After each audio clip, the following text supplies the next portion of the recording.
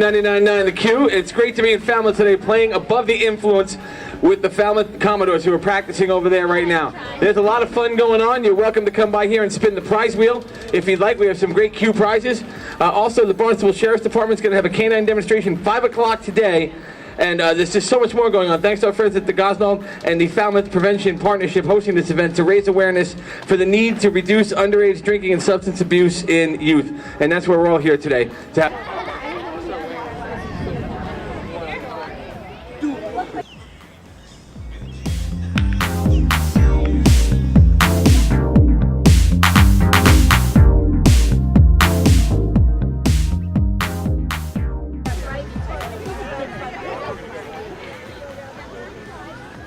Now it hurts.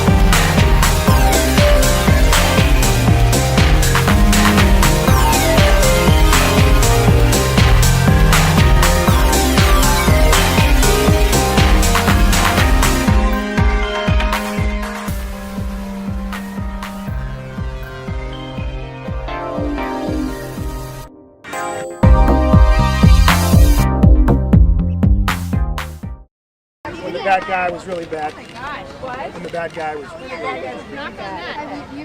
This is metal back What there. house? Have you guys used it before? Wait, can I look inside of that? No, it's probably just the plate. Yeah, it's the plate. It's just a plate I want to inside. see the plate. Ben? Nope. Kane, I think it's heavier than you. How much is it? I want to try it on. Oh, it's probably. 40 pounds. No, we're gonna do You want to go look over here? Wait, you know you can do it. Ready? Except for me. Me and Gail. Next. 2 years in a row we've done this. First and only time this is going to happen, right? Yeah. That'll be it. That's it. Parents should take pictures of the kids in there and hold it up like that. You all what he gets for drinking and driving. Oliver. You get it, Evan? It's official. Under arrest. Dylan faces off.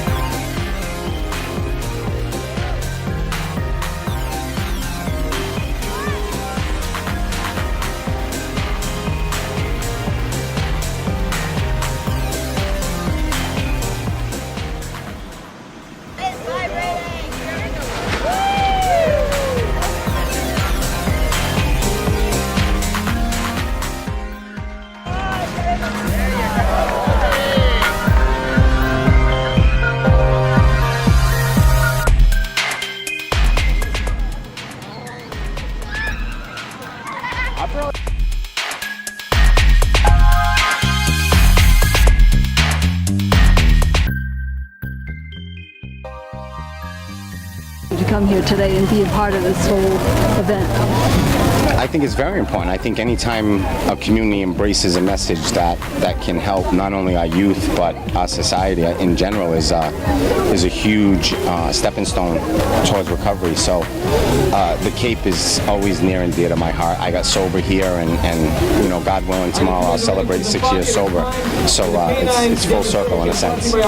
Great. Well, we appreciate you being here. Thank you very much. No worries.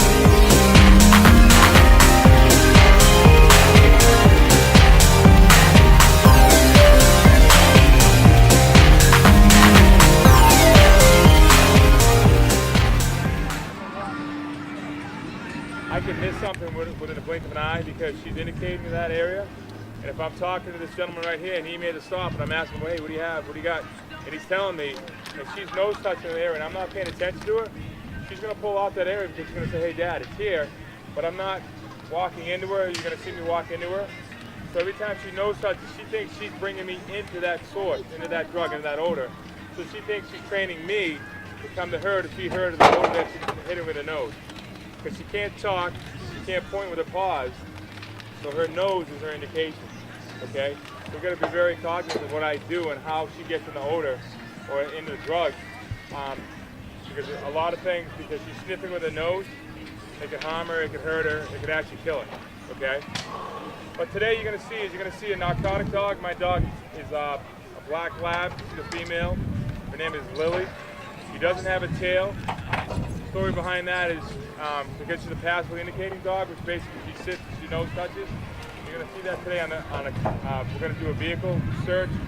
Like if this young man right here made the stop on his car, I would come up, I'd get my dog out, we'd do a little cursory search on the outside of the car to basically see if there's any drugs or narcotic odor inside the car. The second part of our search, it'll be a person search. So I'm going to ask for volunteers when we get to that part of it. Again, the dog is a black lab. She's passively indicating, which basically means if you have odor on you, it's in your pockets, it's up top here in your pockets, it's in your pants, it's in your boots, she's going to indicate with her nose here. A lot of people have a lot of creative ways to hide things, and I tell people all the time, you can't beat the dog, but you can beat me. Why you can beat me is because my mind's eye will perceive something that I believe it to be. But my dog won't do that because my purest form, what my dog does, responding with a nose. The nose is 15 times stronger than ours. My other dog that I have in my car with me, because if both the dogs are hanging out, is a Dutch Shepherd. Anybody knows what a Dutch Shepherd is? It's like a German Shepherd, but it's longer hair. Correct. It's actually a little shorter hair. But they actually look like, another wall. It looks like a lion or kind of like a coat's really cool. So his name is Echo, and hold him and we'll try to do a little sleep work with him.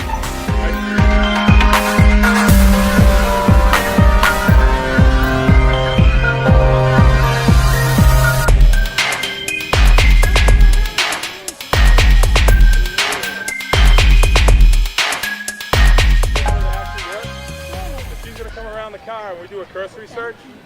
I'll let her do a thing and bang. She finds. And everybody heard that first breathing exchange, which she kind of snorted out. On the other side of the car, first person's gonna step right here. We're gonna have one here, then two, then three, then four, then five, then six.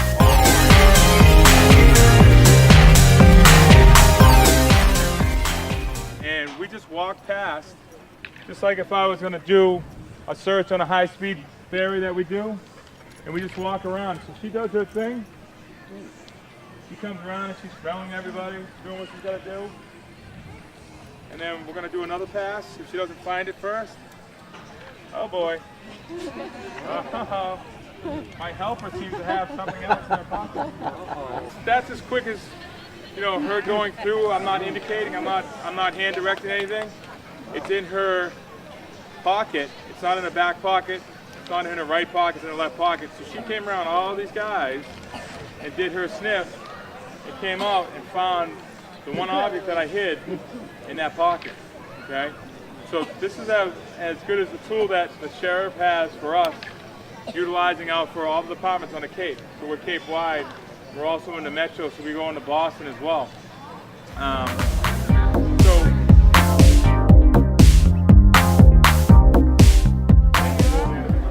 what he's going to do is, we're taking that right now, we're going to do a little bite work.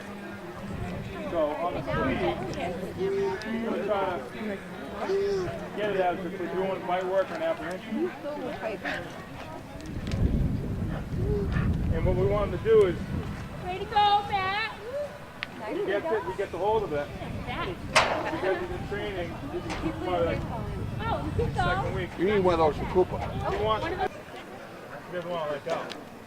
So he's going to do his apprehension. So what he thinks is he's basically securing me, so I'm dad coming in, I'm going to handcuff him. So he's playing a tug of war game. So what we do for the reward after he's done this, we give them the sleeve.